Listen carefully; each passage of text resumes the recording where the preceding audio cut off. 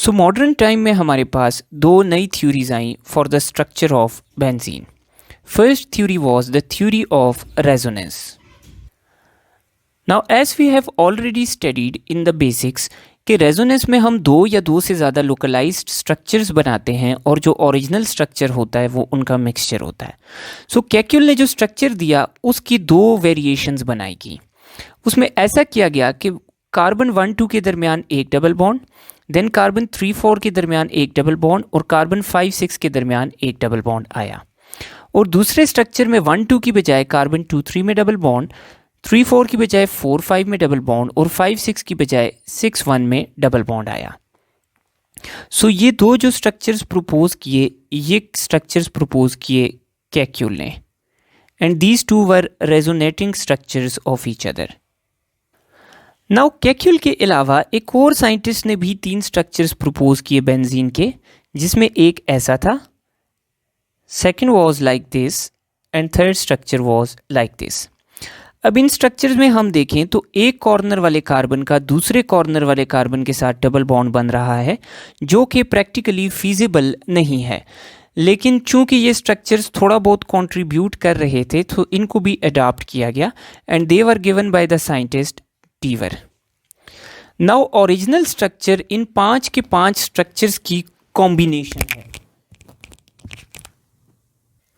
So original structure ना तो पहले दो जैसा है ना तो आखिरी 3 जैसा, बल्कि इन पांचों की कॉम्बिनेशन है। उस कॉम्बिनेशन में केक्यूल्स के स्ट्रक्चर्स का जो हमारे पास कंट्रीब्यूशन है दैट इज 78%, जबकि डीवर के स्ट्रक्चर्स की कंट्रीब्यूशन है 22%। नाउ चूंकि केक्यूल के स्ट्रक्चर ज़्यादा कंट्रीब्यूट कर रहे थे, सो ओरिजिनल बेंजीन का स्ट्रक्चर केक्यूल्स के स्ट्रक्चर के साथ मैच करता है। नाउ एक स्ट्रक्चर में डबल बॉन्ड इन 3 जगहों पे है, नेक्स्ट स्ट्रक्चर में डबल बॉन्ड इन 3 जगहों पे है। अगर हम इनको मिक्स कर दें तो जो हमारे पास इनका मिक्सचर या हाइब्रिड बनेगा उसमें डबल बॉन्ड किसी फिक्स्ड जगह पर नहीं बल्कि पूरे रिंग के ऊपर हमें देखने को मिलेगा, यानी डबल बॉन्ड सारे कार्बन्स के ऊपर डिस्ट्रीब्यूट हो जाएगा और यूं एक रिंग की फॉर्म में हमें डबल बॉन्ड मिलेगा।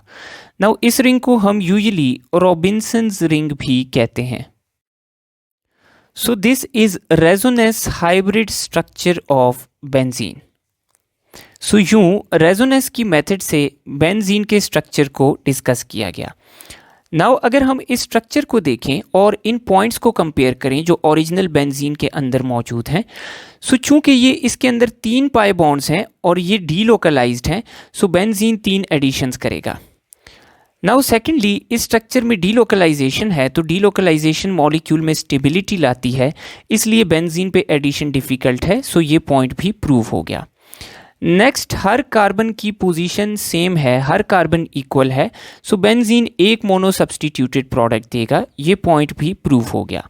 देन सारे बॉन्ड लेंथ्स इक्वल होंगे, तो चूंकि जो डबल बॉन्ड है वो सारे कार्बन्स के दरमियान इक्वली डिस्ट्रीब्यूट हो गया है, सो बेंजीन के अंदर सारे बॉन्ड लेंथ्स इक्वल होंगे according to this structure.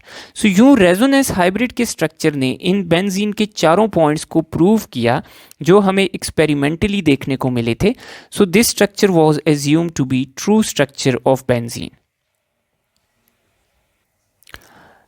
Now एक और स्ट्रक्चर बेंजीन का जो कि प्रॉपर एक्सप्लेनेशन है बेंजीन की बॉन्डिंग की और बेंजीन के स्ट्रक्चर की, that was by the use of molecular orbital theory, जिसको हम नेक्स्ट लेक्चर में डिटेल में डिस्कस करेंगे।